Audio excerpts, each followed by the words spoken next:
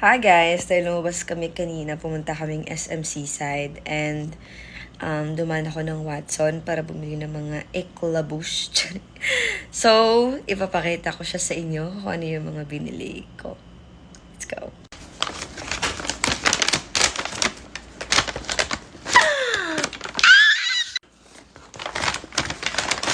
So, meron ako dito. Dahil naubos na yung toner ko, so bumili ako ng ito, Celotex. Kasi ito yung ginagamit ko talaga dati. And gusto ko siyang gamitin ulit ngayon. Bakit ka na smile? Dahil may audience ako.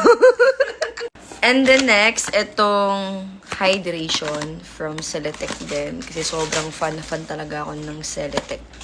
So, ito siya. So, pasensya na yung ice ko kasi nga, di pa nga ako nakapaghilamos. So, talagang napagod kasi kami. Kasi nga, sobrang haba ng traffic sa Tisa. Kasi nga, di ba, fiesta doon. So, talagang traffic, ang daming motor, ang daming tao. Ito, lotion siya. So, try ko lang siya kung maganda ba. So, yeah. And then, bumili din ako netong nila, Amlax Organic. Kasi nga, kailangan ko ng moisturizer. Kasi sobrang nagda-dry na ang mukha ng tao na to.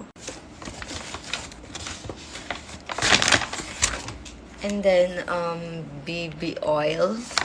So, baby oil to. Gamitin ko to. And magagamit din to ni Alipot. So, kaya binili ko na lang din.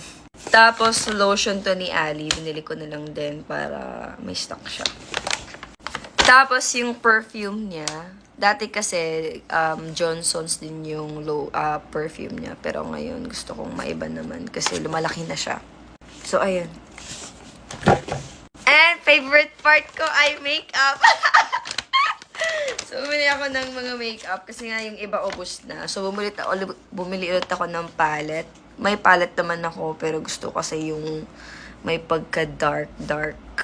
Oo, dark. So, kailangan ko talaga to. Tapos, concealer from Maybelline. And, oil control from Careline. And last, itong ating, pang paano ng eyebrow. And then, contour. So, ayun lang. So, yun lang yung binili ko. Bakit? Ba't ka na smile? So, ayun. Yun lang yung binili ko. And, di ko alam kung kailan ulit tayo mag-watch. So, thank you guys for watching. Bye-bye. Share ko lang.